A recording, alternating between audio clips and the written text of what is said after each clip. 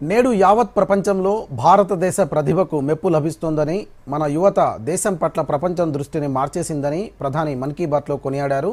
గతంలో గుర్తింపు పొందని ప్రాంతాల నుంచి కూడా ఇప్పుడు యువత సైన్స్ అండ్ టెక్నాలజీ, ఇన్నోవేషన్లో మెరుగైన ఫలితాలు సాధిస్తున్నారని పేర్కొన్నారు.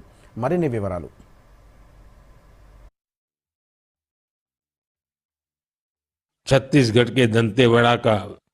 ఛత్తీస్గఢ్లోని దంతెవాడ ఒకప్పుడు హింస, అశాంతికి మారుపేరుగా నిలిచేదని, ఇప్పుడు అక్కడ విజ్ఞాన కేంద్రాలు వెలిశాయని ప్రధాని అన్నారు. కొత్త పరికరాల తయారీలో అక్కడి యువత ఆసక్తి కనబరుస్తోందని, ఈ కేంద్రం ద్వారా వారికి 3D ప్రింటర్స్, రోబోటిక్ కార్ల గురించి తెలుసుకునే అవకాశం లభించిందని పేర్కొన్నారు. उम्मीद की नई किरण बन गया है। इस साइंस सेंटर में जाना बच्चों को खूब पसंद आ रहा है। उन्हें 3D प्रिंटर्स और रोबोटिक कारों के साथ ही दूसरी इनोवेटिव चीजों के बारे में जानने का मौका मिला है। ఏక్ పేడ్ మాకే నామ్ ఉద్యమం మనకు జన్మనిచ్చిన అమ్మకు, మనలను నిరంతరం మోసే భూతల్లికి అంకితమని ప్రధాని నరేంద్ర మోదీ మన్ కీ బాత్లో వెల్లడించారు.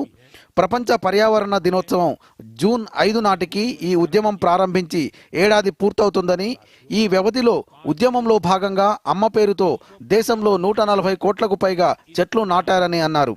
ప్రతి ఒక్కరూ ఈ ఉద్యమంలో పాల్గొనాలని పిలుపునిచ్చారు. साल में इस अभियान के तहत देश भर में मां के नाम पर 140 करोड़ से ज्यादा पेड़ लगाए गए हैं।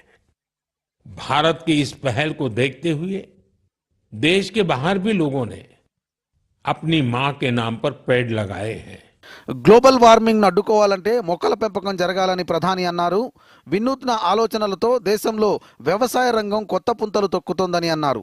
మనసుంటే మార్గం ఉంటుందని పేర్కొన్నారు.